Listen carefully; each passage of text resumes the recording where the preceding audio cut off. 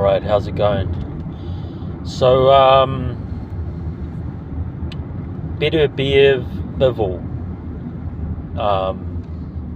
I've already made a couple of videos on this, but I need to make another one because I've changed my pick. I had been going for Bivol, or not going for, but picking Bivol to win.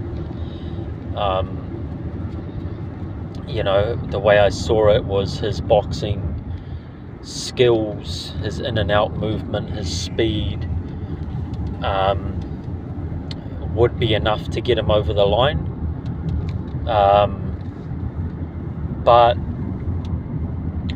something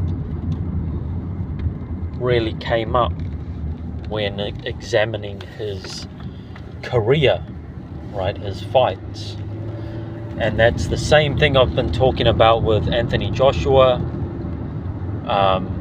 in recent videos, where I said, Joshua, he hasn't beat anyone great. And then when he was first really, not first tested, but when he's fought guys at a different level, who are in their prime or close to their prime, he's lost, and so with Bivol, it's sort of like we haven't actually seen him beat a great, or beat even, I would say, a very good fighter. Now, Canelo, Canelo is a great, for sure. Based on his resume, skills, everything, he is a great, but Canelo is a middleweight. Let's not sugarcoat it. Canelo is a small guy. He's a small guy for super middleweight. So in terms of light heavyweight, he's a very small guy. That's that to me can't be considered a great win, even though it might be a win over a great fighter. It can't be considered a great win because Canelo doesn't belong at 175, so you can't really say that's a great win. A great win is when you beat someone your size or bigger, and that opponent is very good or great. So Canelo definitely doesn't belong at 175, even though he knocked out Kovalev. That fight was questionable for me. There's some people that say it was a fixed fight. Kovalev took a dive.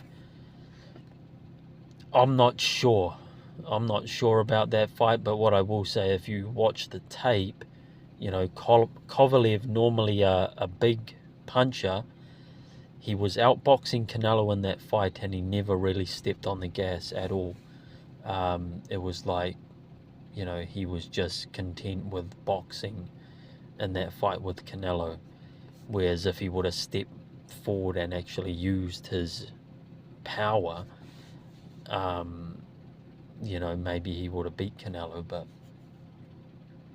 But that aside, Kovalev was, towards the end of his career anyway. But yeah, Canelo, 5'7", 5'8", he is not a light heavyweight, and I would say he's not even a super middleweight. He's a middleweight.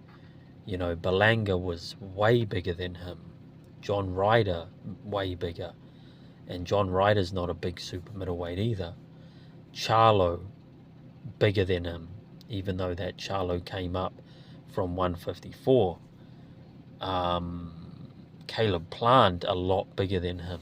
Canelo's not a super middleweight. He's a middleweight. So Bivol getting that win over Canelo, to me, that's not... that doesn't mean it's a great win. It's a win over a great opponent, but when you actually look at it, it's like it's a win over a smaller guy. a guy that doesn't belong in your weight division. And aside from that, Bivol's got a good win over Joe Smith Jr., but when you compare that to what Beterbiev did to him, Beterbiev stopped Joe Smith Jr. in 2 rounds. What other wins? The win over Ramirez, a decent, good win, but again, Ramirez, I just don't rate him. He's not an A-level fighter, he's a B-level fighter. Who else? Bivol's got some decent wins, but none of them are against great names, or very good names. It's Beterbiev that has the better wins. The win over Yard, the win over Callum Smith, stopping Callum Smith, which is a difficult thing to do. Callum Smith is a good boxer. I mean, again, I wouldn't put him as a A-level fighter. He's not a great, but he's good. He's big. He's got power. He's never been stopped. Callum Smith is a good win. And Beterbiev just did it with ease,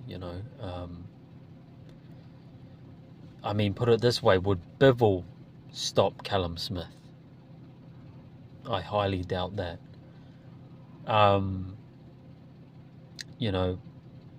That's not to say that you need to be knocking people out. That's not to say that that's the reason why Beterbiev will win. Don't get me wrong. I'm not saying because Beterbiev has knockouts that he's going to win this fight. That's not the point, though. The point is Beterbiev has the more impressive wins. He's beat the better opponents. Like I say, Yard, Callum Smith, Govstick. Govstick is the best win either of them have. That's Govstick, the guy that Benavidez fought in his last fight. Benavidez couldn't even stop him when he was not even close to his best. Beterbiev fought Govstick when Govstick was 27 years old. I believe he was 27 or 28. He was in his prime, undefeated. Beterbiev stopped him, right? So big difference between a guy like Beterbiev and Benavidez.